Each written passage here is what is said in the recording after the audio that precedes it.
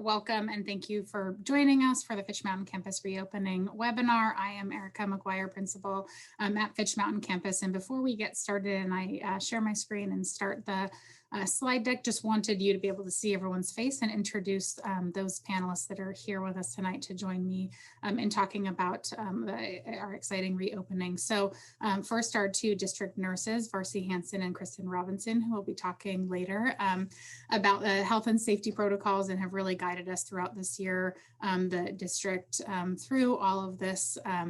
Again, we're coming up on the 1-year anniversary of the last time we had students on campus, and they have really been the guides with Diane Conger, our Director of Student Support Services and COVID Coordinator. So thanks to them for being here, as well as a fourth grade teaching team of Erin Basita and Stephanie Fife.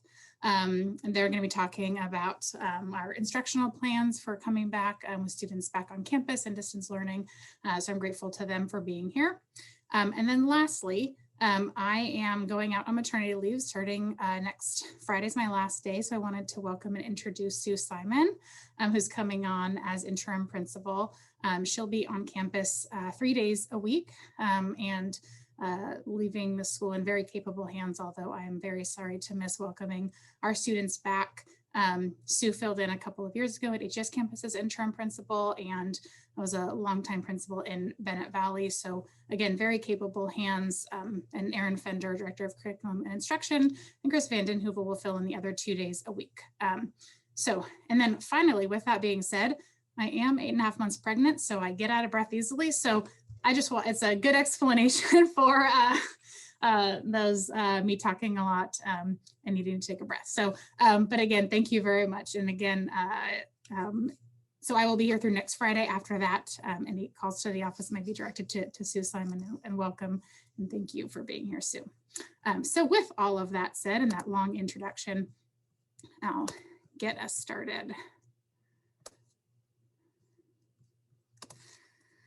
All right, so tonight we're going to be talking, this is kind of a rough agenda of what we'll be talking about tonight.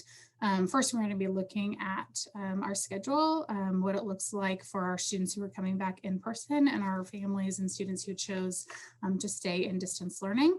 We'll walk you through a day in the life of a student. Again, what that looks like both in person and hybrid. Our nurses will talk about the health and safety protocols that we will have on campus and expectations of students and families. And then finally, we'll close out with just next steps in our reopening plans. So first, just kind of an intro to the hybrid schedule. So we did have to go with a hybrid schedule, meaning that our classes have too many students in them to accommodate all students coming back at the same time. And so our students who chose to come back to in-person learning will be doing a combination of in-person learning, 2.5 hours a day, and learning at home. And that is due to the requirement of 6 feet of social distancing in our classrooms and not being able, again, to fit all of our students on campus at the same time. So this is the schedule.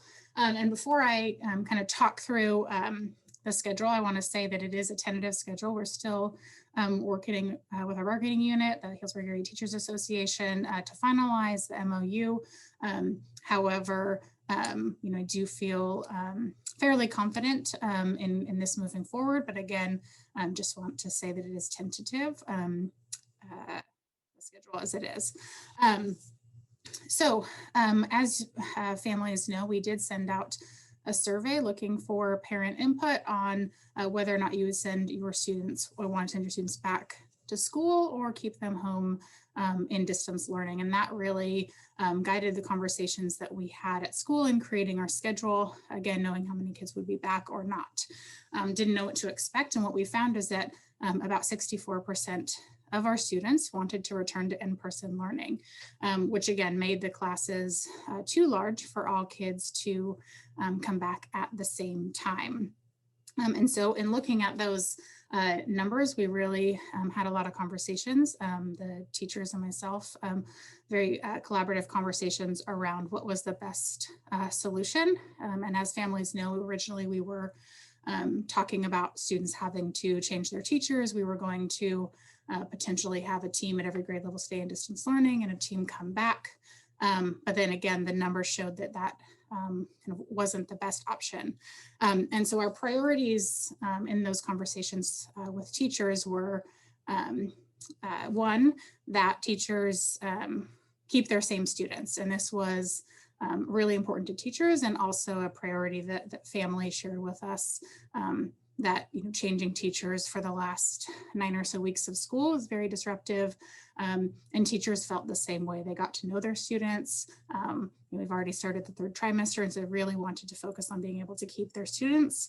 And then second was creating balanced class sizes. So again, with the imbalance of students who wanted to return, we would have had some teachers having up to 25 more students than other teachers in their grade level. So that was a priority. And finally, continuing with the specialist model. And as you know, students at Fitch have 2 teachers, a STEM and humanities teacher, and it was really a priority for us to keep that model, again, for the consistency for the end of the year. So what we decided is that the best solution was that teachers would keep their same classes. No students are going to have to change teachers, and that they would be responsible in simultaneously teaching their distance learning students and their in-person students. So with that said, here's a look at what the schedule will look like. Monday, Tuesdays, Thursdays, and Fridays. Students will come to campus for in-person learning from 8 to 10:30 or 12:10 to 2:40. You can see that we have 20 minutes of arrival time. Students that we're going to do a staggered arrival during that 20 minutes. Students will be assigned an arrival time and an arrival gate to enter. We'll be sending letters home next week with that information, as well as their teacher information of what classroom to report to, because again, they'll keep 2 teachers, but they'll report to 1 classroom. And that time in between the AM and PM sessions is very important. It provides an opportunity for us to clean the classrooms, the shared desks, and the high-touch surfaces, and then gives teachers a little bit of time. It's about 30 minutes between their break and lunch to do a little bit of work checking in on the students that are in distance learning, or the work that students are doing who are in person but doing at home. So, and then at the end of the day, there's a deep clean of classrooms, which we'll talk about what that looks like later. Wednesdays are going to remain as they have looked all year for the most part.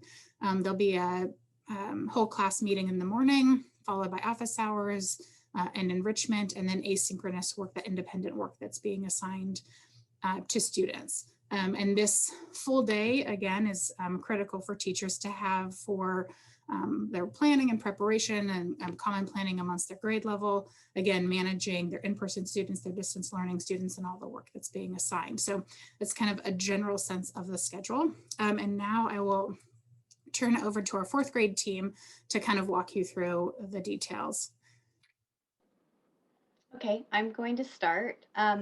I'm going to talk about a couple of things that are going to stay the same for both distance learning students and the in-person hybrid students. And I'm going to be saying some things that Erica already talked about, but I'm just going to say them again.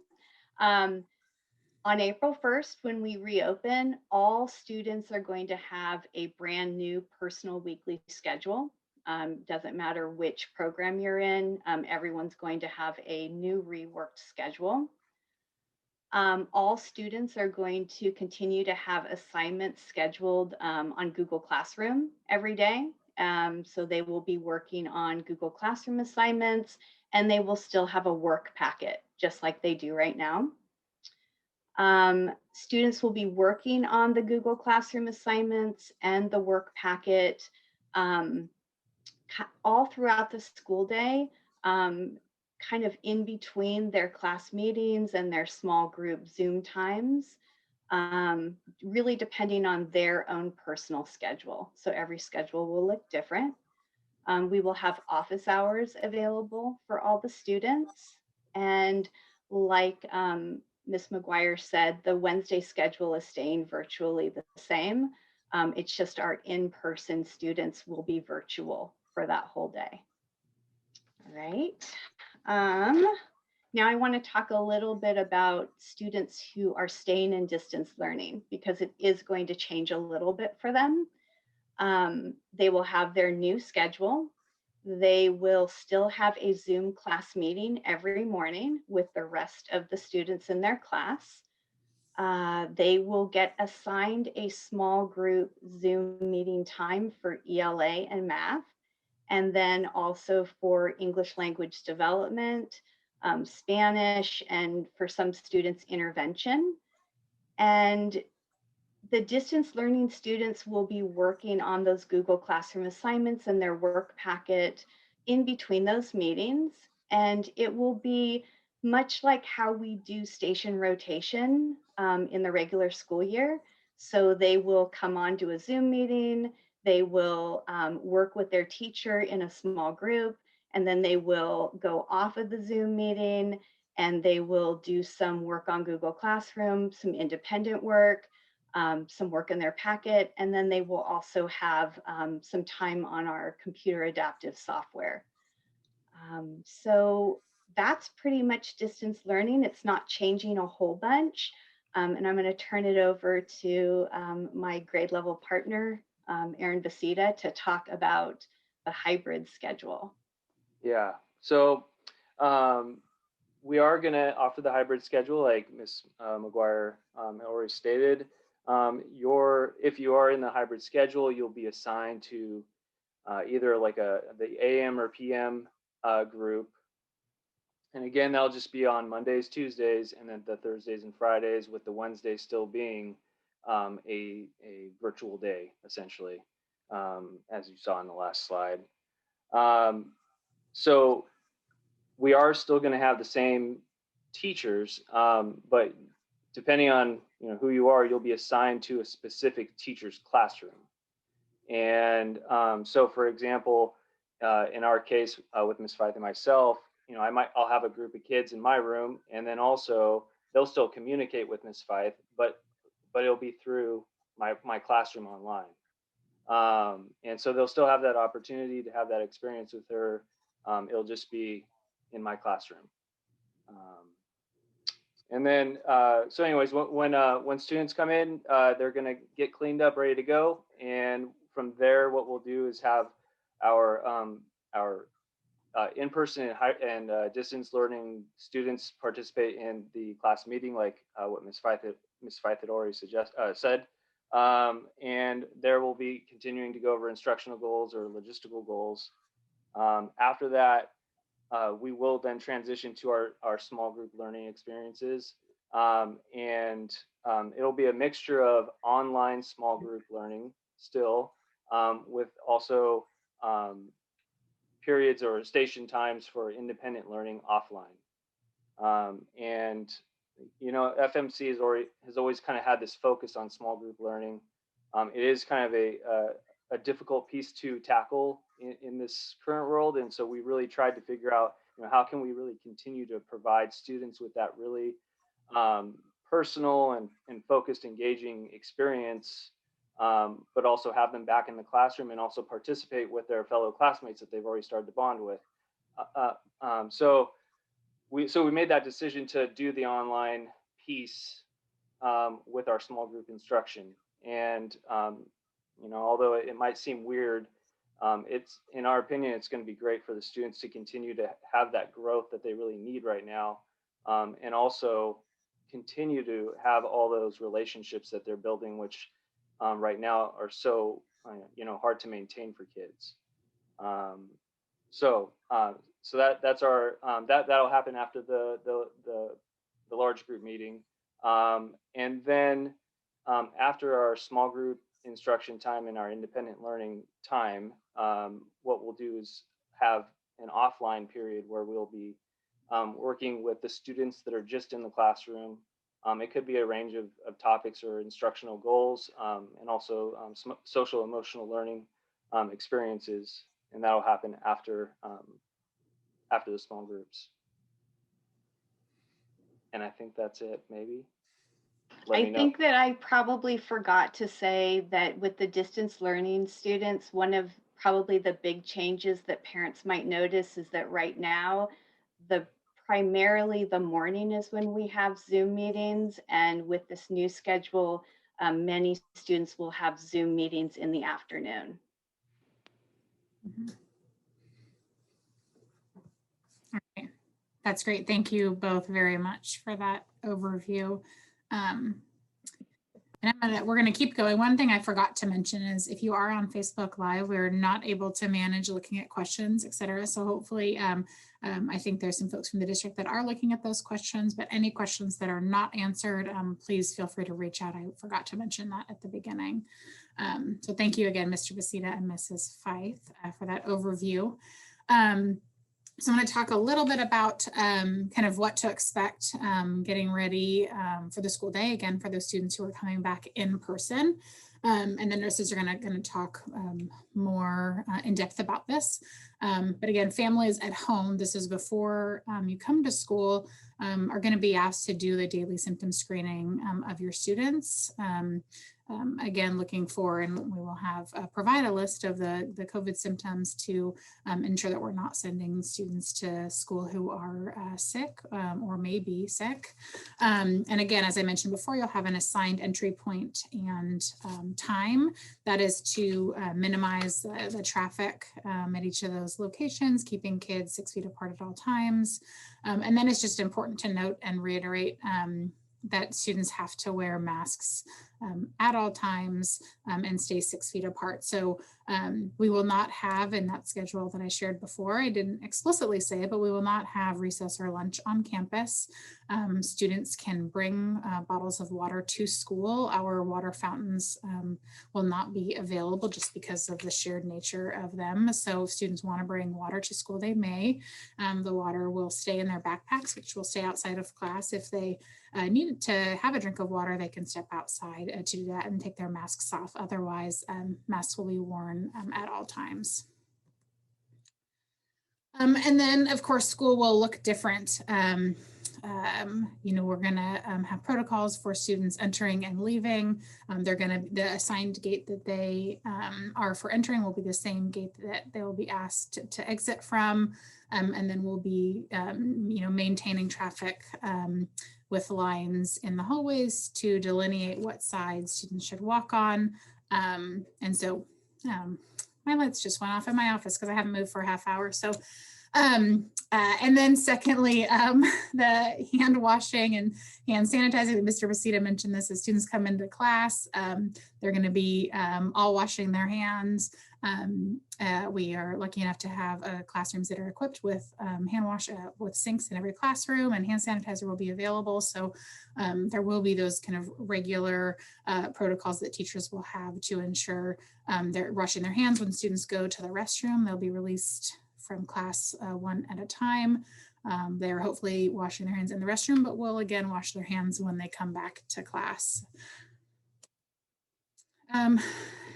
And then our classrooms will look different. We'll show a picture shortly, but our maintenance and custodial crews have set up our classrooms where desks are spaced 6 feet apart. The teachers will be in the front of the room. We have installed in each classroom a plexiglass barrier that teachers can and will be teaching behind.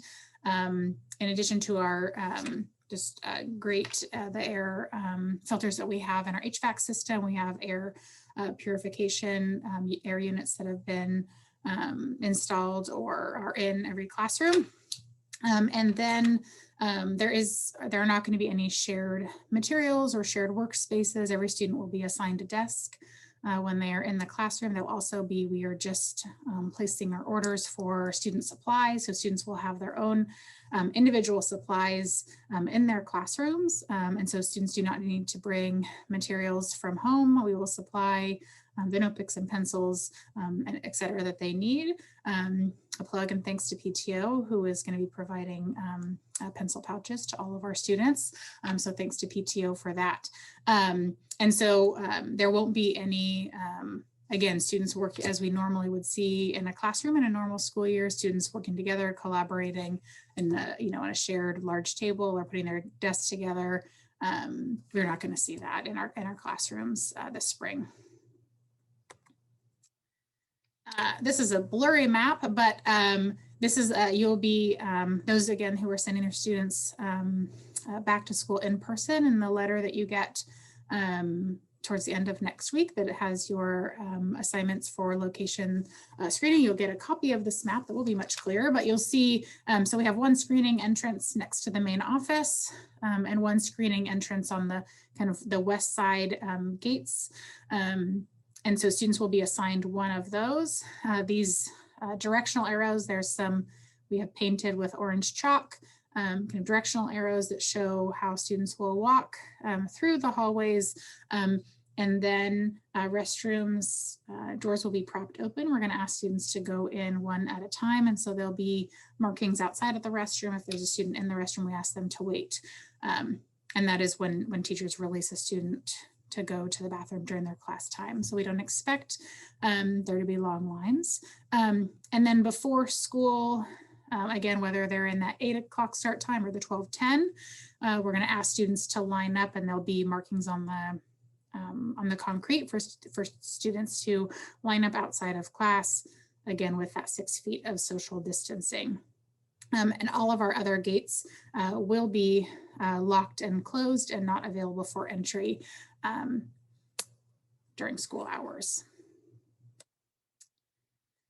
Again, here's a picture of one of our classrooms. This was all not all the way finished. So the plexiglass barrier at the front teacher's desk was not put up yet, but you can see how the desks are going to be separated.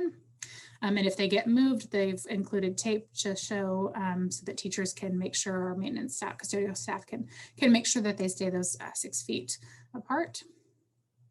And there was a question we did receive ahead of time about how many students would be in each class.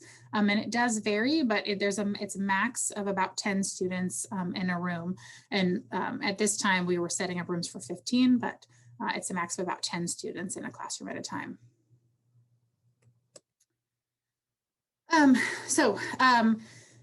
Run through of some of the procedures. So the students who are in the AM group, we are going to be providing grab and go lunches that include a breakfast for the following day to all of our students as they exit the classroom. We will be releasing students in a semi-staggered. It's going to be, again, we're not going to have very large classes. So we'll release the students that go, that take the bus first. And there will be staff in the hallways and the blacktop in the bus area to make sure students maintain social distancing. And they will be released first. Second will be released those students who walk, and then students who are picked up. And then again, our AM groups, that there is the expectation students will be assigned approximately 90 minutes of asynchronous work per day. Again, this year under state guidance, the number of instructional minutes changed to be 4 hours. And so 2.5 hours will be in person and 1.5 hours will be at home, as was mentioned by and talked more in depth by Mrs. Fife about the work that they'll be assigned in Google Classroom, et cetera. Again, as mentioned before, that transition between the AM and PM groups, our custodial staff will go through every classroom, clean high touch areas and clean the desks because students are sharing desks. They are not sharing, again, as I mentioned, the materials, but they're also not sharing. We do have a Chromebook. I didn't mention this before for every student on campus. So the Chromebooks, if you have a school Chromebook at home, you will keep that at home for your at-home work. And then we will have individual Chromebooks for every student in every classroom to use while they're on campus. For our PM groups, again, we'll send students with a grab and go lunch for the following day. So they'll receive on their way out at 2:40 that they can have the following day since we're not having lunch on campus, and a breakfast as well. And our PM groups are also expected to do that 90 minutes of at home work. That could be in the morning, that could be in the afternoon, whenever fits into their schedules. All right, and then after school, as mentioned before, our custodial staff will do a deep clean of the school that includes mopping and vacuuming, wiping down all high touch areas, taking out the garbage, cleaning bathrooms from floor to ceiling, and electrostatic fogging, which is the disinfecting.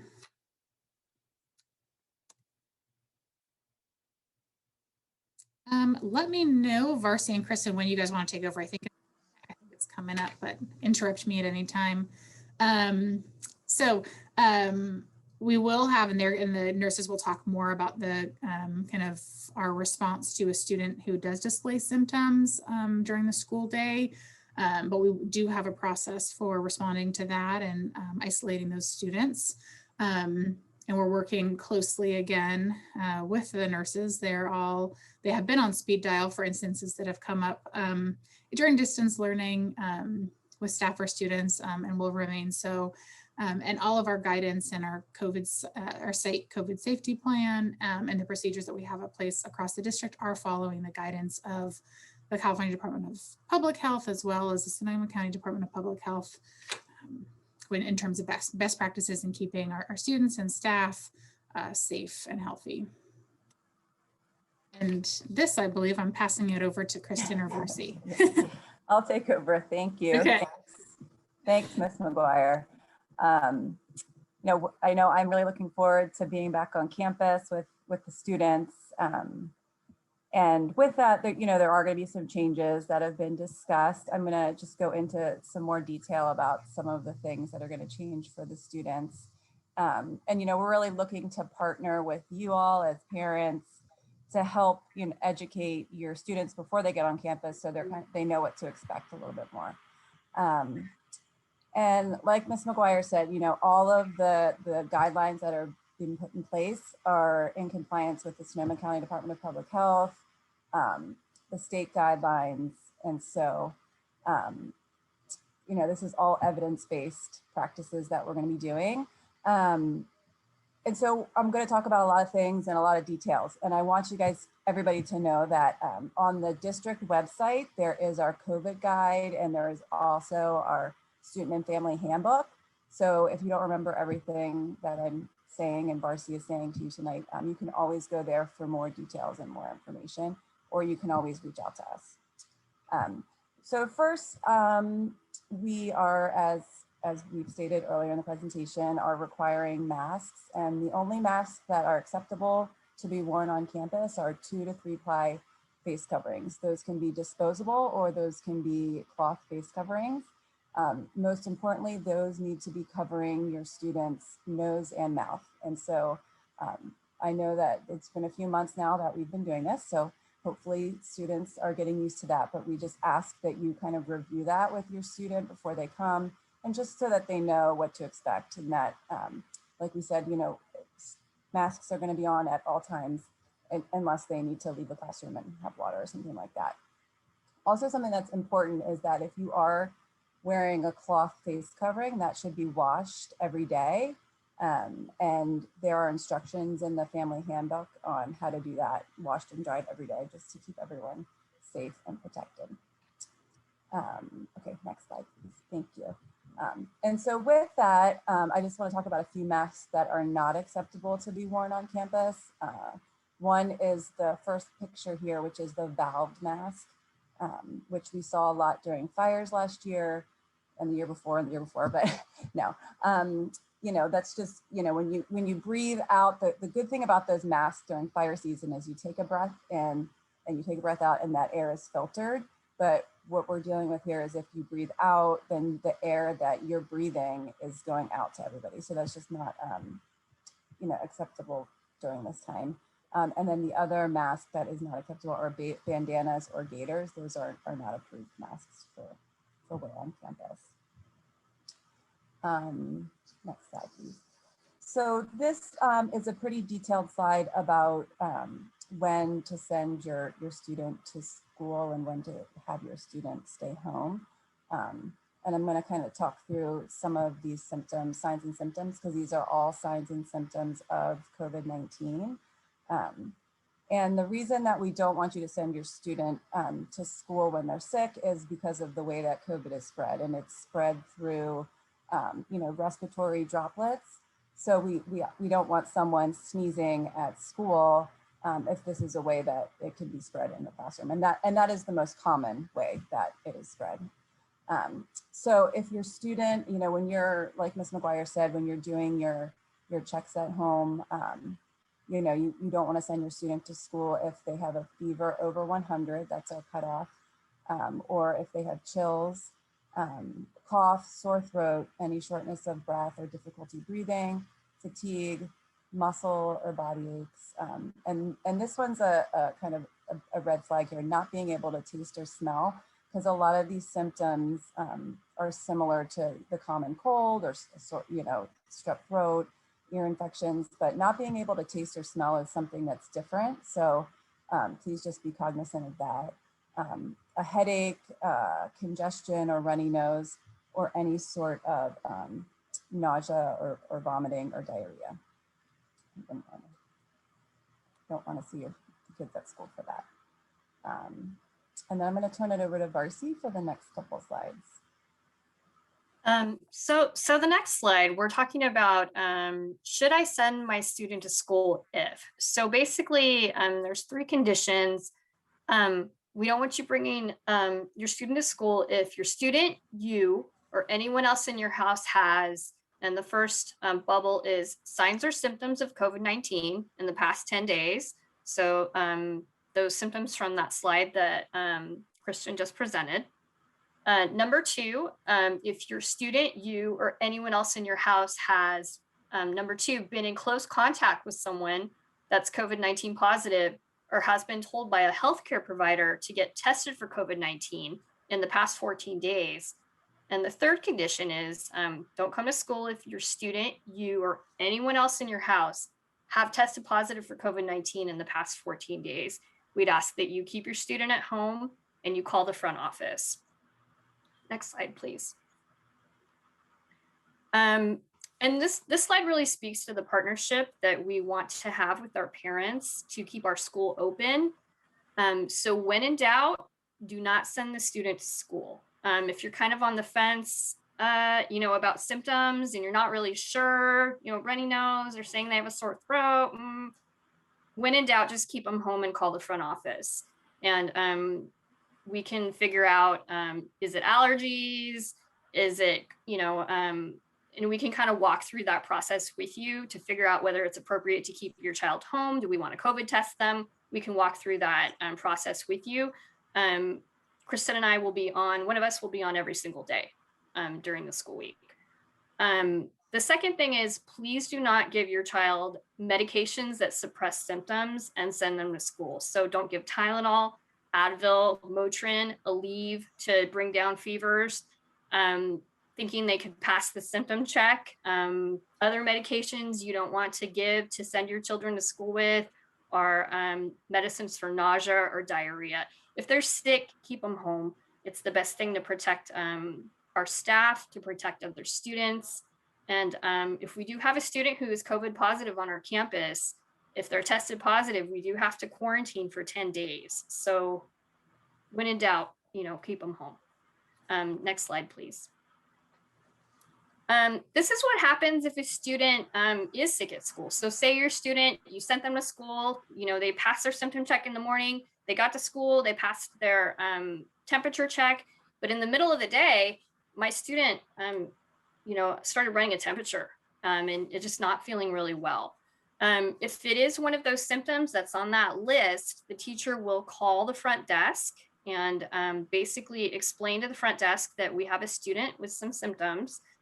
A member of our trained COVID team will then come and meet the student at the room. And you might want to talk with your student at home about this. They're going to be wearing a mask, a face shield, and a gown. And then your student will be escorted to our care room.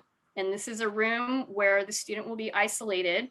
And a trained member of our COVID team will assess the student and discern whether we need to call you to come and pick them up. So we'll give you a call We'll say, your student is having some symptoms that are, that could be related to COVID. Please come and pick them up. We'll ask that when you arrive to school, you call us, stay in your car, and we will escort your child out. What's really important with this is that parents need to pick their child up within 30 minutes of the call. Please have your emergency contact list up to date, because we're going to keep calling down the list, because our staff member will be there with your student in this room waiting for you to come and get them. And then as far as your student returning to school, our COVID team, which is myself, Kristen, and Diane, will advise you on when your student can return to school. So if your student needs to be tested for COVID, we'll follow up with you, and we'll kind of work out when your student can come back. And of course, this is done with the guidance of Sonoma County Department of Public Health. Next slide, please. This one's Kristen's.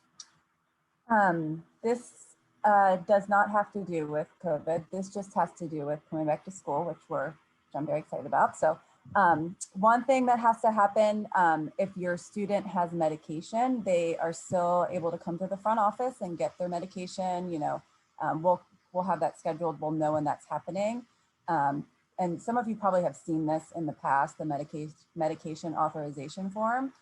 This needs to be completed by your doctor, your student's doctor, and you need to sign the bottom. And then Varsity or I, we need to review the order that the doctor wrote, make sure that it's appropriate, and then that medication can be given in the front office. If your student carries an EpiPen or a inhaler, those are the only two medications that are allowed to be in a student's backpack. Even if your student has that in his backpack, this form should still be filled out so that we know that that medication is on campus. And so this form is found on the district website. We have them in the front office. If you have any questions, please feel free to reach out to me about that. So. All right. Yeah, thanks. Oh, go ahead. We just wanted to mention too, with spring break coming, California's travel quarantine is still in effect. So families that are traveling 120 miles outside of our area, California is still highly recommending a travel quarantine. So please do keep that in mind when you're planning. As a courtesy to our staff and other students, a 10-day quarantine is recommended after returning from your trip. Thank you. Thank you both very much, Kristen and Varsity. So just a little bit more here, and some of this is kind of being reiterated. So again, as has been gone over in depth, we do continue to have the option of distance learning for those who have selected it. I will take this opportunity to say, we did send out the survey, and then the kind of final we need your decision, and that is because our teachers have started to create classes. So we are not able to change the selection that families have made at this point. There's a lot that teachers are doing and that we're doing to get ready for the return and creating these AM and PM groups. Secondly, Club HBG 2.0 is remaining open. If you are not a current, if your student doesn't currently attend the club at Foss Creek Community Center, there is the phone number to call. Please call the city, fill out an application and get on the wait list. If they know that there is more of a need, then they can look to open additional classroom space. So, so again, please reach out to them. Should you have that need.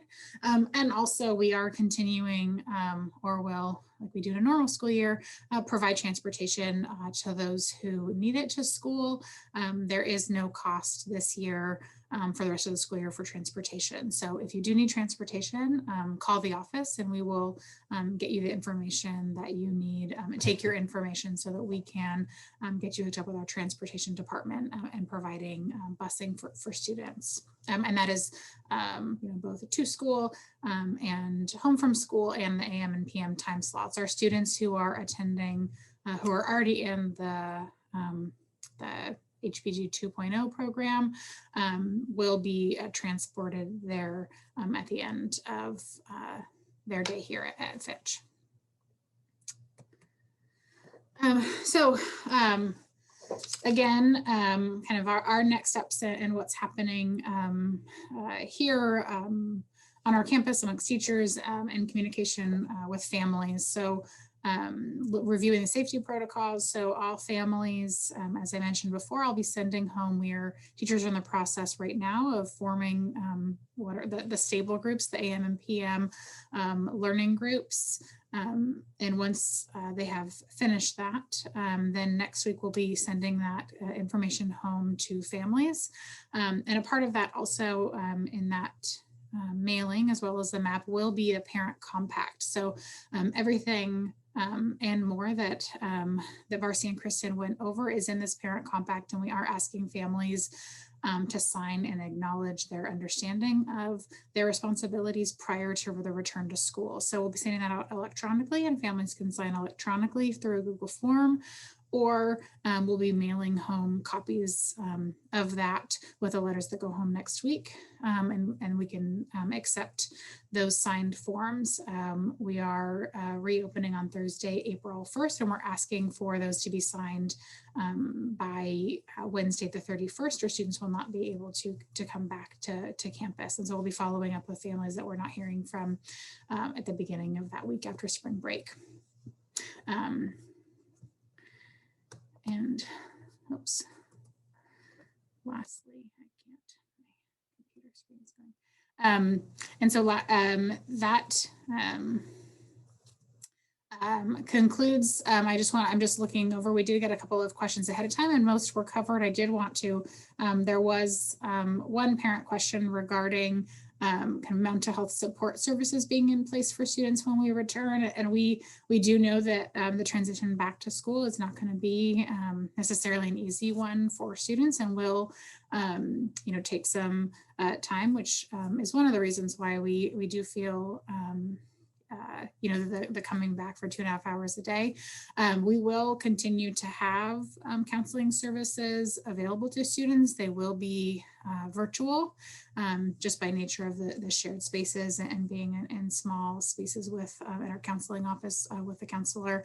But we do have our counselor, we have a counseling intern, so students who need that support, and also in the classroom, as was mentioned by Mr. Basita, that kind of social emotional learning time and that time to connect with students in the classroom, we're hoping will help to create that community that will ease students' transition back into the learning environment.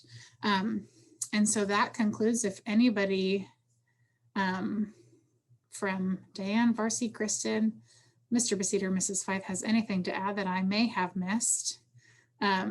Again, we have not been able to track, and I know there may be questions on Facebook that are hopefully being answered by district folks who are watching. But if you have questions or concerns that were not addressed in our presentation, then please reach out. The phone numbers or my email address. And if I cannot answer your question, I will reach out to those who can, if they're health and safety related, or nurses. But we look forward to welcoming students back on April 1st. And we thank you for joining us tonight. And thanks again to the nurses and to Erin and Stephanie for being part of this presentation. And have a good night, everybody.